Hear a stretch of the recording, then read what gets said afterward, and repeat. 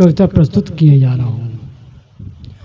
आज तक जो कुछ मिला वह छूट चुका है, सरकता संसार जो वह कब रुका है।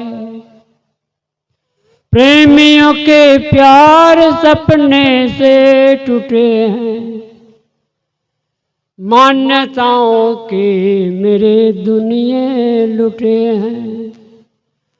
है नहीं कुछ भी जहाँ अपना हमारा, शोक है किस बात का तूने विचारा। जब यहाँ होता हमें सब काल रहना, तब हमें कुछ चाहिए था फिक्र करना। जब सदा के वास्ते जाना यहाँ से, किस लिए चिंता करें किसकी माया से। नित निरत से शांति का सागर वही है, जिनके जीवन में कोई चिंता नहीं है। कामया अतिशय सरल विश्वास लाओ, साधना सत्संग में मन को लगाओ। भोग पथ पर तंत्र है दुख का अमल है, सवस पथ है त्याग जो सुखमय सरल है। सवस पथ है त्याग जो सुखमय सरल है। जिंदगी जीना सभी क्या जानते हैं, लोग तो धन की प्रमुखता मानते हैं। धन तो केवल तन गुजर के वास्ते हैं, पर विचारो शांति के क्या रास्ते हैं। क्या कोई सम्मान धन परिवार पाकर हो सका है जिंदगी में शांति सागर। शांति का पथ चाको नित छोड़ना है, बाहरी गुड़ दौड़ से मन मोड़ना है। बात तो सबकी समझ में आ भी जाती, पर विषय की आदतें उनको नचाती। त्याग केवल त्याग से ही बढ़ सकेगा, जो कर शुरुआत वही चढ़ सकेगा। भक्ति से हो ज्ञान उससे ध्यान होता, ध्यान से हो त्याग सब भवरोग खोता। त्याग से ही शांति सबको मिल सकेगी, त्याग से ही शांति सबको मिल सकेगी। शांति से ही जिंदगी ये खिल सकेगी, शांति से ही जिंदगी ये खिल सकेगी। बोलिए सदगुरुदेव की जय। क्योंकि समय काफ़ी हो चुका है और आज हम साहेब जी के बहुत अत्यंत महत्वपूर्ण विचार श्रवण करके बहुत प्रभावित हैं। हम चाहेंगे कि इसी के साथ मैं अपना वाणी को मैं विराम देता हूँ। बोलिए सदगुरुदेव की जय।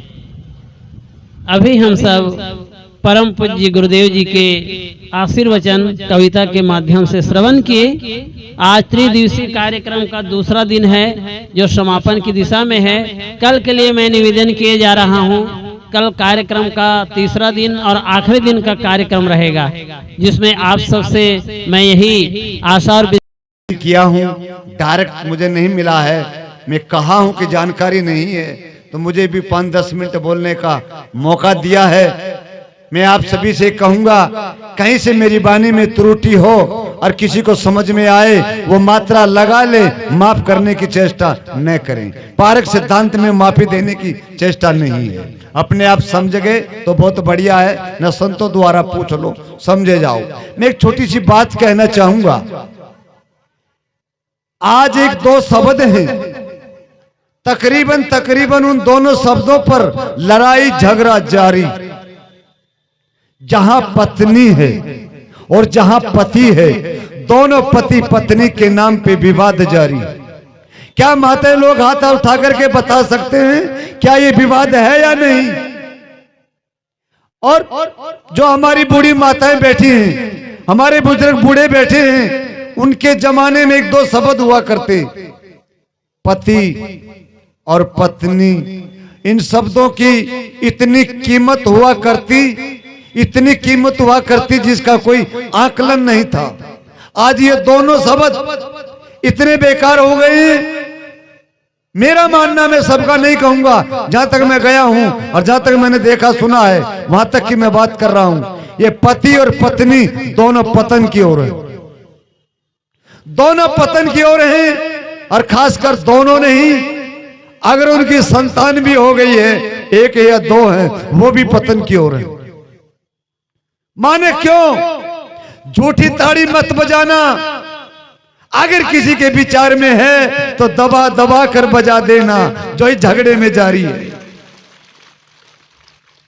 कारण मैं अभी कह रहा था कि पुराने लोग, बुजुर्ग बैठे पिता तुल्य या माताएं, उनके जमाने में कीमत हुआ करती।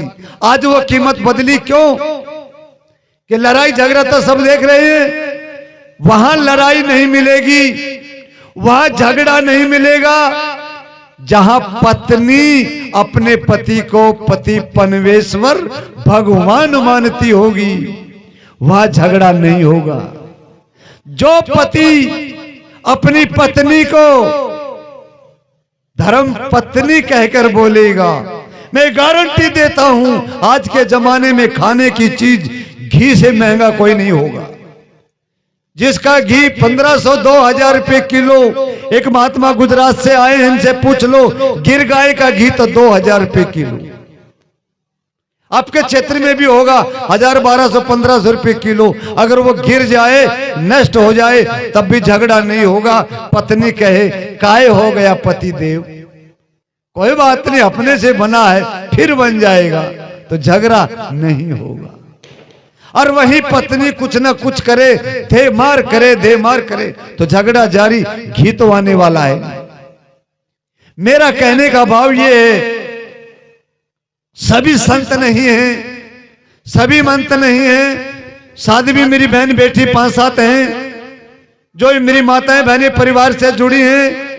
सत्संग में आने का लाभ, सत्संग सुनने का लाभ या कुछ कार्य करने का लाभ एक ही जगह से मिलेगा, जब अपने आप को धैर्य शांत करके रखोगे और शांति की बातें संतों द्वारा सुन के जाओगे, तभी आपके अंदर शांति आएगी, तो घर में सुख होगा। नहीं तो खड़बड़ाहट के बारे में बात चली रहा है कि मियाँ बीवी पति पत्नी दोनों पतन के कारण है।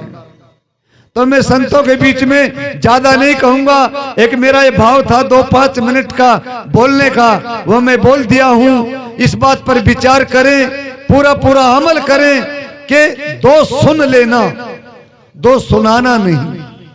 अगर जिसने दो किसी की सुन ली तो वो बड़ा ज्ञानी हो जाएगा। अगर किसी की दो सुन के अपना हुक्कार 4 फेंक दिया तो वो तो खत्म है ही, आप भी उसके पीछे लग गए। पीछे मत लगो, झगड़ा जारी बंद करो। संतों की वाणी मानकर अपने आप को खुशहाल में बनाओ, खुशहाल में बनाओ। बोलिए सतगुरु कबीर साहिब की। हम इतना ही बोलेंगे, ज्यादा नहीं बोलेंगे, हमें थोड़ा गला खराब है। मिनट तो 10 मिले थे। में कहीं से भी कोई त्रुटि हुआ हो हमें माफ करिए। साहिब बंदगी, साहिब बंदगी, साहिब बंदगी। अभी हम सब दाम्पत्य जीवन में मीठापन कैसे रहे, इस पर साहब जी का संकेत रहा है। मृदुबानी सुंदर व्यवहार सभी गुणों की खान है, प्रेम की गंगा बहे जहाँ पर वह घर स्वर्ग समान है। ये भजन लंबी है, यहाँ अवसर नहीं है अभी। हम अब चलते हैं परम श्रद्धे कबीर आश्रम ककरैया से पधारे साहब जी, जिन्हें हम स्वामी जी के नाम से जानते हैं। तो मैं आप सबकी ओर से सनम्र निवेदन करता हूँ कि आप भी 15 मिनट के साथ अपना गहन गंभीर विचार रखने की कृपा करेंगे। साहिब बंदगी, साहिब।